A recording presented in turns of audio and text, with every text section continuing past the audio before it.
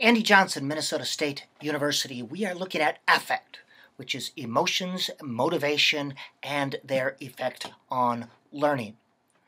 Affect, most important element when working with students with severe reading disability, and I'm going to say learning disability in general, but it's given the least amount of attention. At the Capstone Literacy Center where I work, I see kids who have failed for 6 hours a day. They come in absolutely beat up. A validated research-based strategy is attending to students' emotions, because we know from a body of research, positive emotional experiences can enhance and promote learning. Negative emotions can disrupt and prevent learning.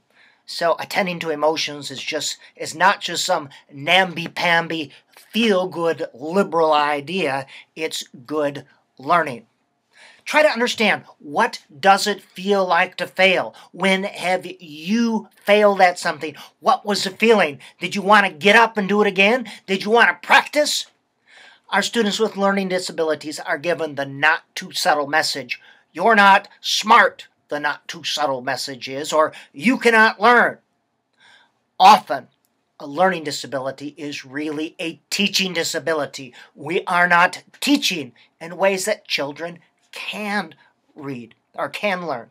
Now, my students with severe reading disabilities, they can read, they just can't read very well. So instead of frustrating the bejesus out of them, we want to get proximal. We want to keep things at the independent level. As far as students with severe reading disabilities, we all have trouble processing certain types of information. Students with reading disabilities simply have trouble processing that latter sorts of information. I am of the school of thought that says learning disabilities do not exist. That term. Instead, it's learning certain kinds of things disability, or learning the way schools want you to learn disability, or learning school things disability. Learning is a part of the human condition. And again, think when you were a less able learner, were you motivated to learn? This term called downshifting, to protect the emotional unit. Students put forth minimal effort. They don't want to fail in something that they try hard at, so to save face, I don't care, I'm not going to do it, I hate doing it. You must address the emotional element first. In the Capstone Literacy Center, that is the first thing. Have trouble reading? Not a big deal. We all have trouble at some things, so let's see what we can do. That's how you address the emotional element up front, day one. You must develop trust and this relationship that you're not going to make them fail. You're not going to make them feel stupid. You want to keep things proximal, or as Vygotsky would say, within the zone of proximal development. Motivation. Here's an interesting theory. Value times expectancy equals motivation. If any one of these equals 0, the answer is going to be 0. Do you value the skill or the activity?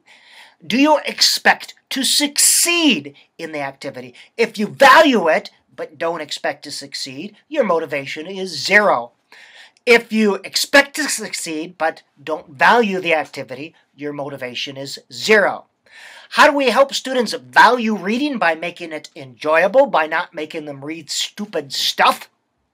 We develop self-efficacy, a belief that you can accomplish what you set out to do. The opposite of self-efficacy is learned helplessness. Again, here's that term, proximal instruction, proximity. We want to keep instruction proximal to their level, their independent level.